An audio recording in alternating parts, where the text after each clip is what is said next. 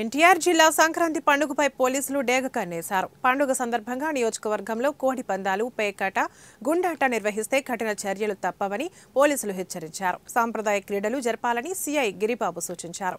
ఈ సందర్భంగా నియోజకవర్గంలో పలు మండలాల్లో ఏర్పాటు చేస్తున్న పందెం వారులను పోలీసులు ధ్వంసం చేశారు.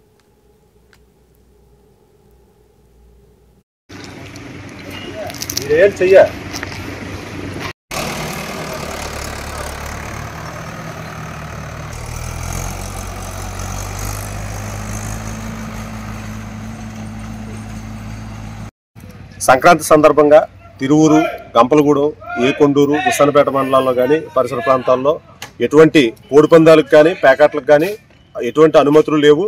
ఎటువంటి ఈ కోడిపందాలు కానీ ప్యాకెట్లు కానీ చేపట్టినట్లయితే నిర్వాహకుల మీద చట్టపరంగా కఠినమైన చర్యలు తీసుకోవడం జరుగుతుంది.